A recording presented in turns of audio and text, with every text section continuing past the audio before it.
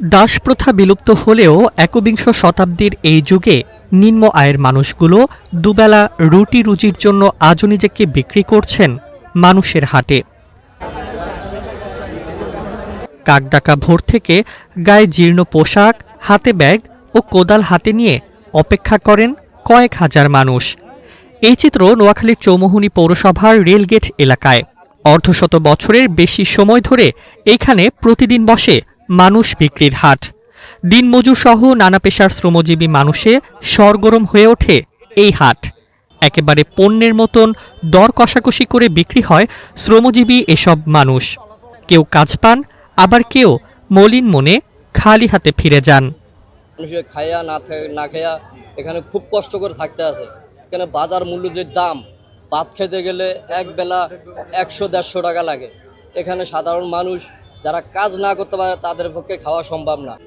গত 2-3 দিন আগে বাজার ভালো ছিল, আমরা ধানের কাজে আসছি, 1100-1200 ছিল।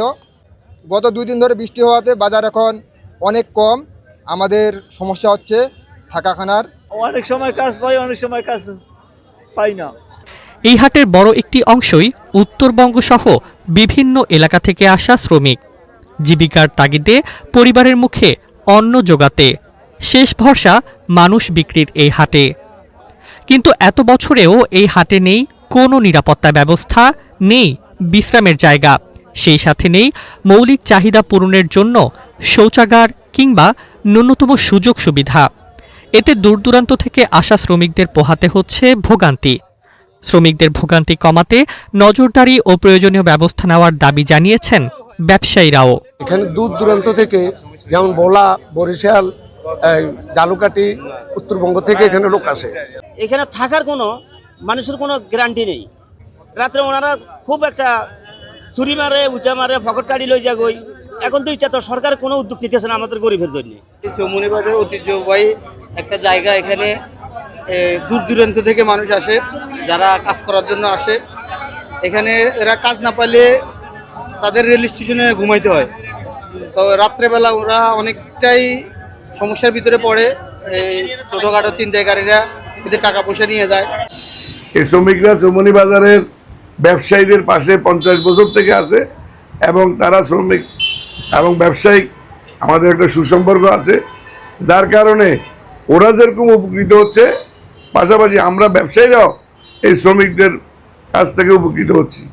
আমরা চাই আগামী দিনে শ্রমিকদের একটা আবাসনের ব্যবস্থা করে এবং টয়লেট এবং শৌচাগার করে এবং তাদের জীবনের নিরাপত্তা নিশ্চিত করতে যা যা দরকার প্রশাসন উদ্যোগ নিবে।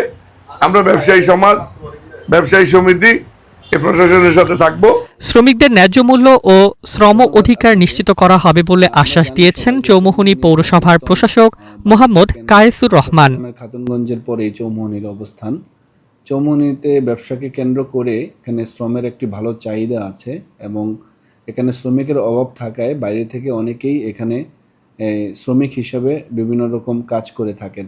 মে দিবসের ছাড়াও বছরের বিভিন্ন সময়ে যেন শ্রমিকরা যে কাজ করে যেন তারা ন্যায্য মূল্য পায় এবং তাদের যে শ্রম অধিকার আইনে তাদের যে অধিকারগুলো আছে সেই অধিকারগুলো যেন ক্ষুণ্ণ না হয়, সেই বিষয়ে উপজেলা প্রশাসন সচেষ্ট থাকবে।